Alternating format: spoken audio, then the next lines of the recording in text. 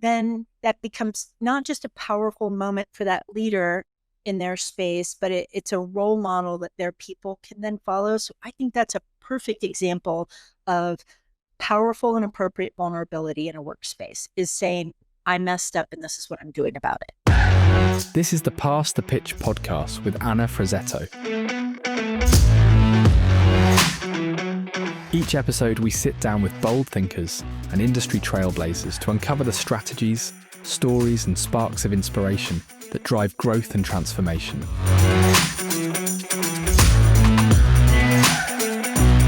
Let's get started.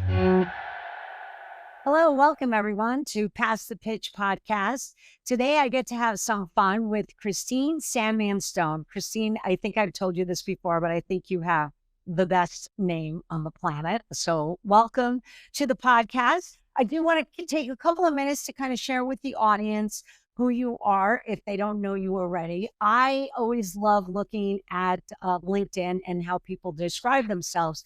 And I love the way how you have, I call it a series of words, power words, right? You talk about being pragmatic, successful, effective leader and advisor, professional speaker, modern talent development and retention. That's one of the topics that I would like us to dig into. And then, of course, product and engineering execution and measurement, right? Transformation, turnaround, strategy, organizational development, another key item, and not to mention award-winning author and mentor. So welcome so much for being on the podcast. Thank you so much for having me. Anna, a conversation with you is always a gift. Glad to be here. Oh, thank you so much. Okay, so why don't we just jump in? I hope you definitely talk about your most recent book. And the first question is about leadership, right? So Yeah. what's the most unexpected leadership lesson you've learned? And how has it shaped the way you guide your team or organization today? Also, what Great. maybe led you to writing the book? Oh, gosh. Such a good question. I'm going to come back to writing the book, but I want to talk about what shocked me about being a leader, and it holds true in every leader that I observe. I thought, oh, when I'm in charge, I'll have freedom to change things, to do them a particular way. I was surprised at the loss of freedom, and the loss of freedom just amplifies the farther up you go. And I found it in two different areas. The first was in my calendar, right? When you're just a manager and somebody says, hey, Anna, do you have a minute? There's one answer, and the answer is yes. How do I help you? Right. And I coped with that by starting to carve out areas that I knew I could use as kind of like emergency reservoirs for moving work to after I gave time to teams. But you look at CEOs, right? And you think, oh, they should have the most freedom. But they don't. They need to be in quarterly earnings calls. They need to be in board meetings. They need to be in all hands. If a crisis hits, they're on. So as we move up, we lose a lot of calendar freedom, but we lose freedom in a second place, and that is in expression. Whether we're a manager or a CEO, our words carry a new weight, right? Because people are looking to us and our words are contagious. So they're looking to us for indications about how they're doing, how the business is doing, how the market is doing. And every word we utter carries a different weight the minute that we're in charge of a team. And the higher we go, the more weight our words carry. And so, and to make this even more fun, a CEO knows a year or even more before an acquisition happens. A manager might know months before a restructuring is coming, but we can't share those with our teams because perhaps for legal limitations or business limitations. And so we know more than we're allowed to share, and our words carry weight. So we find ourselves really carefully doling out and sharing messages because we realize the impact that they have and how contagious. I work with leaders now, and it's pretty common for them to send something to me and say, hey, could you take a look at this and tell me how you think it lands? And then we'll talk about, what was the point? if we think about the context, what's something that we can say, what's something that we can't say, in a time of pressure, people need to hear from us more. And a lot of times what we can say is reduced. So it creates a challenge. So I'd say that loss of freedom was probably the most unexpected thing that I saw. Right. Christine, that's such an interesting, perspective. And as you were talking, it's kind of like the light bulb goes off. And so, my goodness, that's so accurate and so spot on.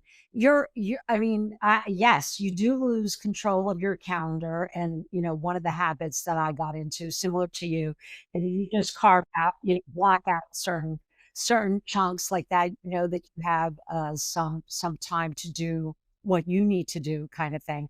But the freedom of expression, that really hit me hard as you were saying that, because as much as you want to be a transparent leader and you want to encourage that give and take, you need to be somewhat guarded.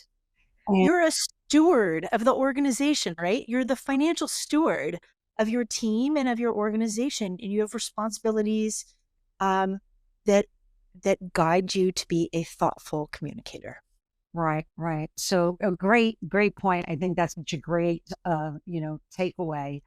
What I'd like to talk a little bit about is adaptability in business, right? So, and I think some of the items that we were just talking about, kind of feed right into this.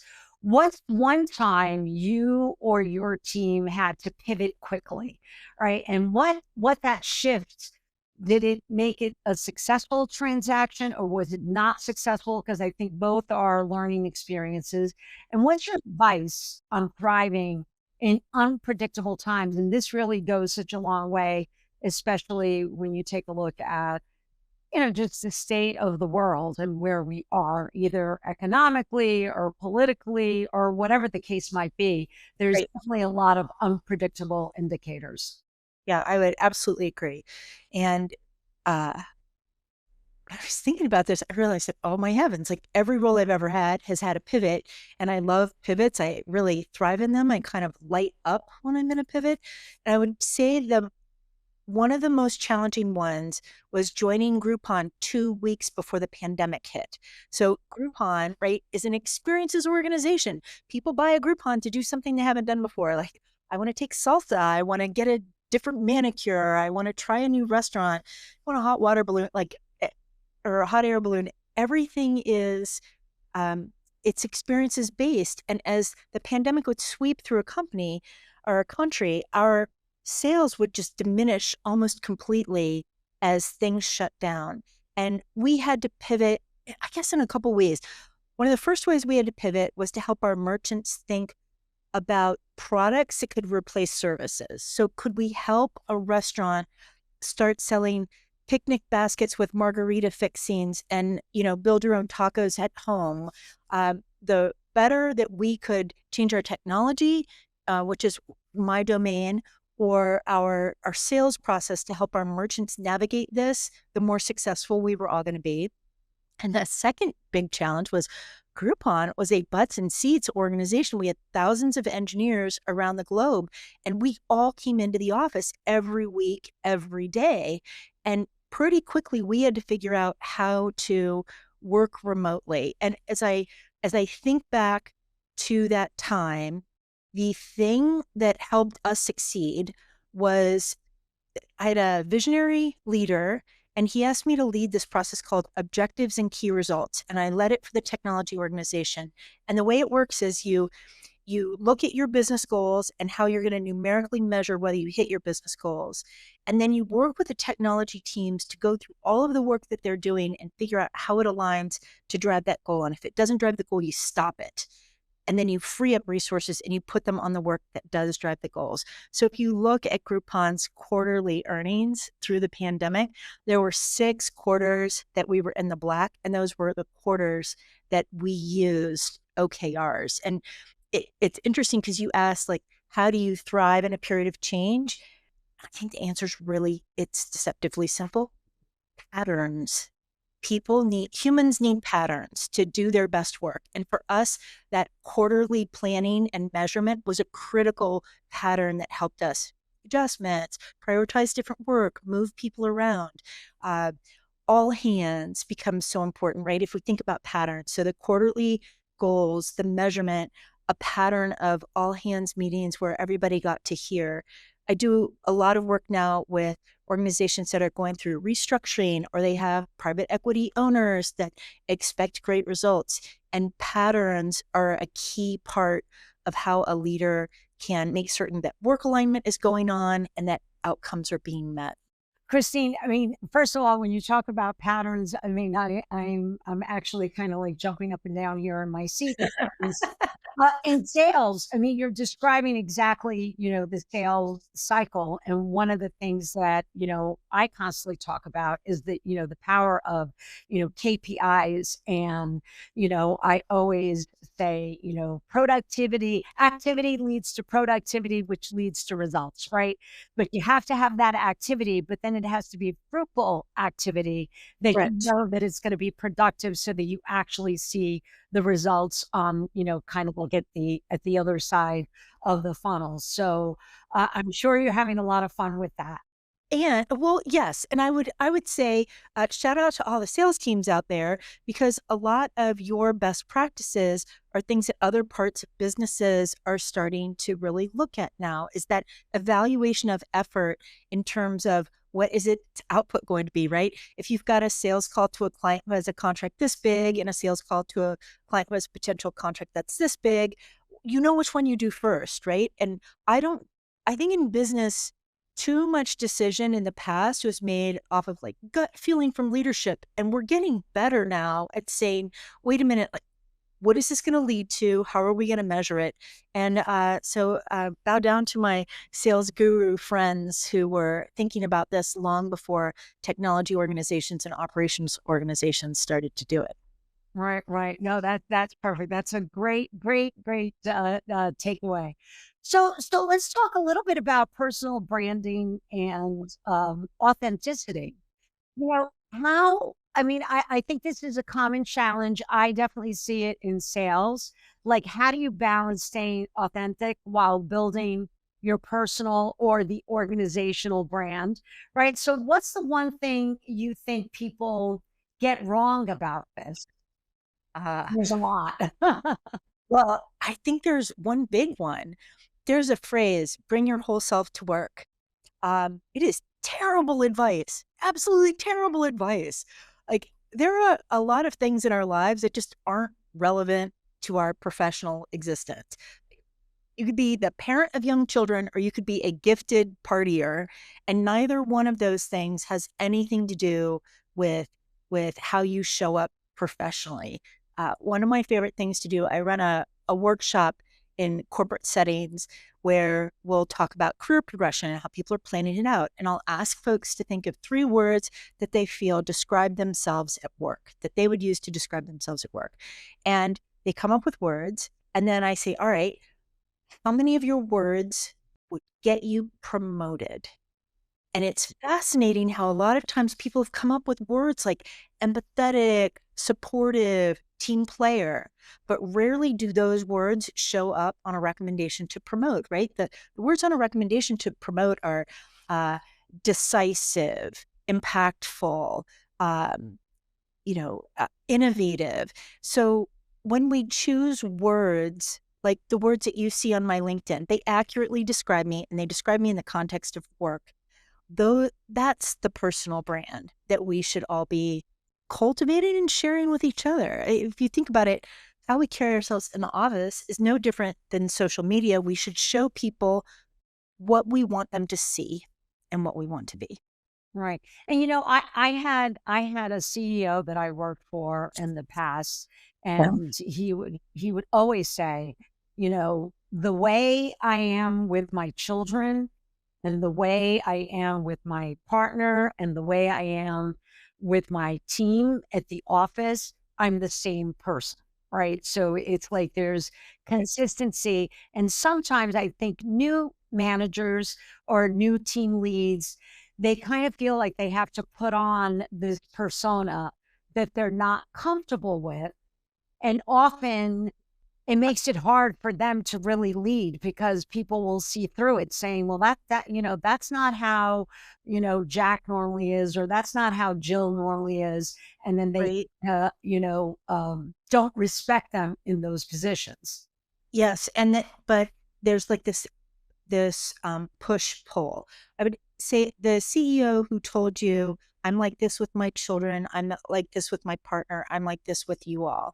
If he was speaking about things like that he is honest, that he's supportive, that he will admit when he's made a mistake, all of those are great things that can be consistent between those three. If he's talking about that he um, swears a lot, likes to wear a ripped t-shirt. Like, do you know what I mean? Those things are great at home, but they don't fly in the office. Right. So he's being a little unfair to his leaders below him to say, "Oh, I'm the same person everywhere." Because if he was really honest about it, there are some things that are isolated to home or whatever. And probably we talked about like this freedom of expression. He's probably really open with his feelings to his partner. He's probably a little less so with his children, recognizing the context there. And he's probably different at work. So we've got to help people who are new to leadership understand that it's a continuum and the answer is probably like in the middle somewhere. How do you show someone that you're creative or a little goofy without telling them your great stories from college that probably no one else should hear?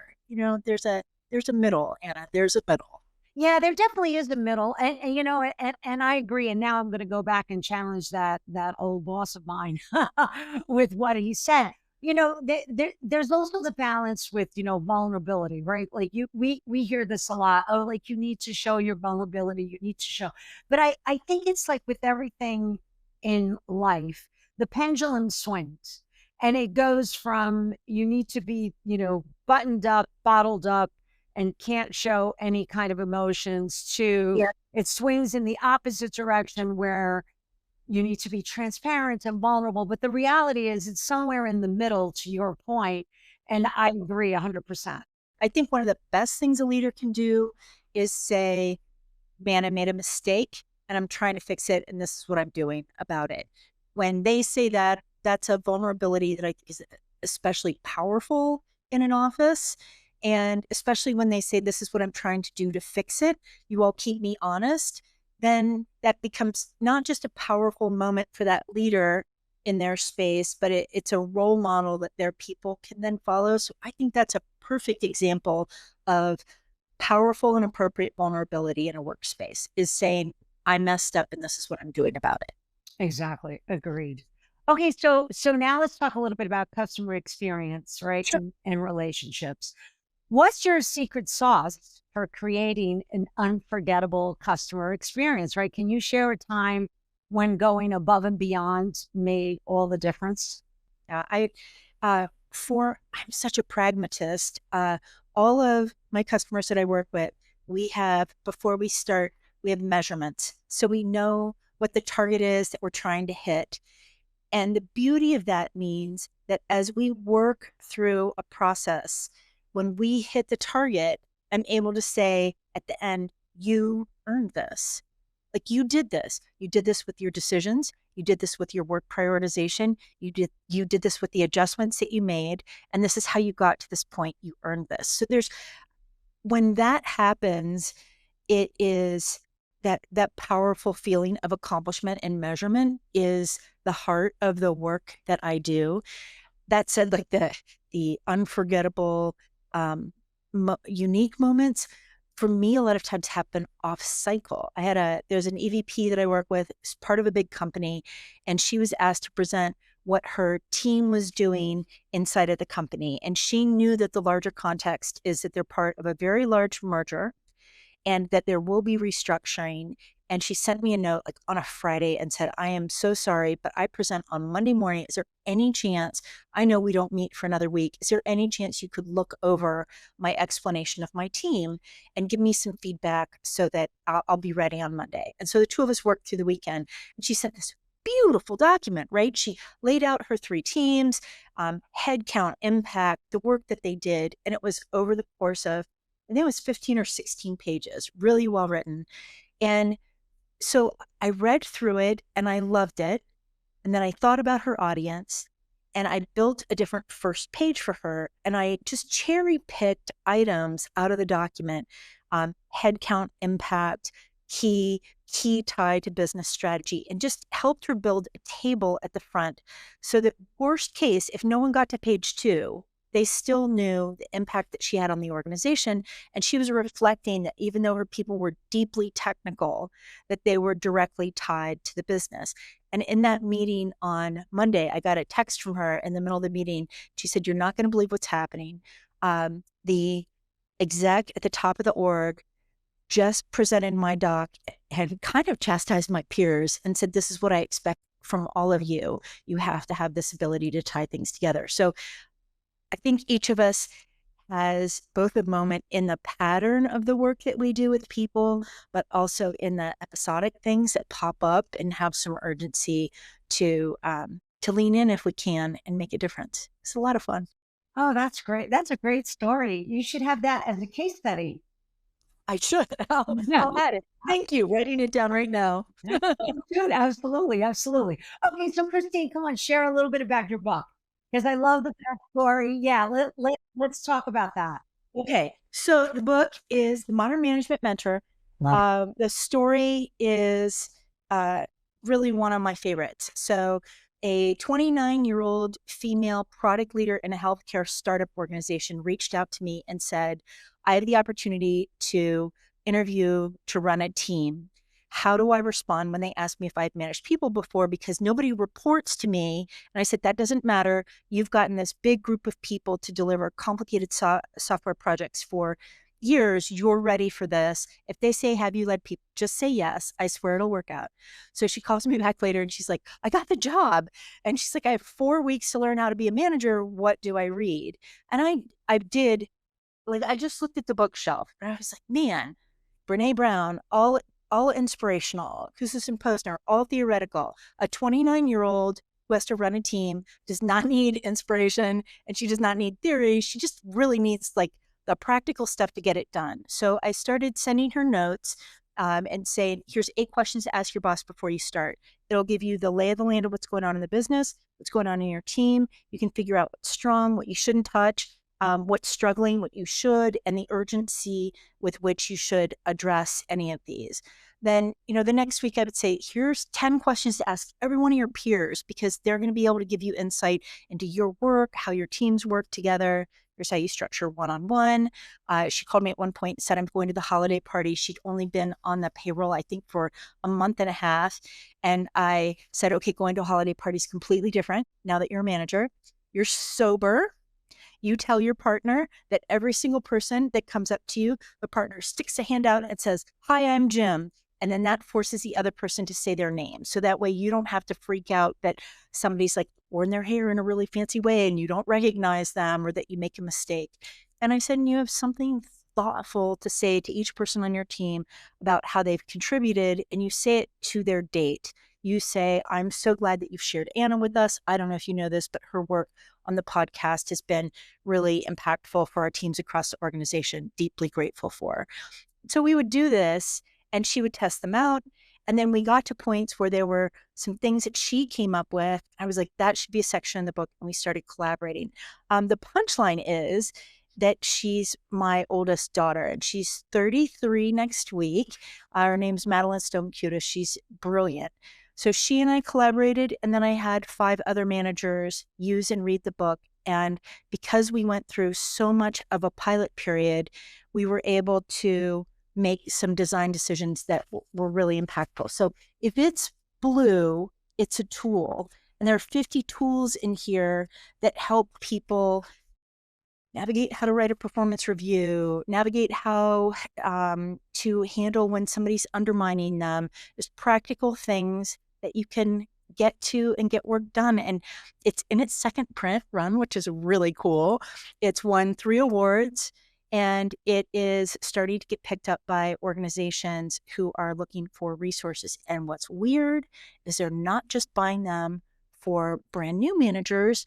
The biggest purchases have been from people who are giving them to existing managers who just want to amp up their results. So it's been a fun project, and it continues to be a fun project to work with. Oh, I have to tell you, Christine, I've gone through that book at least 3 times because I find the exercises and the workbook part of it to be so incredibly helpful. I've been in sales for, 25 years, and I still look at it, the whole red ball exercise. I mean, I look at it and I'm like, this is just brilliant. And I would think anybody, regardless of where you are in your career and in the management structure, you should definitely get this book and use it like it is your Bible, is my recommendation. Thank you. I appreciate that. Okay, so Christine, we're going to have a little bit of fun now. So not Okay. to completely surprise you, but Okay. we have some like random questions here that I'm going to ask. And Okay. so what's one small habit or routine that keeps you grounded during a chaotic work week? Oh, tea toast journal in the morning. Every day starts the same. Tea toast journal. Well, excellent.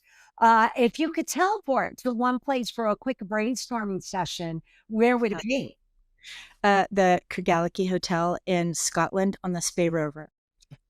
Whoa, that sounds like there's a great story with that one. Oh, beautiful. It's one of the most beautiful places I've ever traveled. And we were there for fun, but I got some great writing done there. So it's on my list to go back to. Oh, great. Okay, so if you had to name your personal business anthem, what would it be? Okay, so I have a song that I love to play before I speak or do anything, but it's not the lyrics, it's the song itself. The song is called Moaning Lisa Smile, and it's by a band called Wolf Alice. It has this charismatic lead singer, and it's not the words, it's just the fact the music makes me feel like I'm striding with purpose towards something. Like if I listen to it when I'm walking, I walk faster, I walk tougher.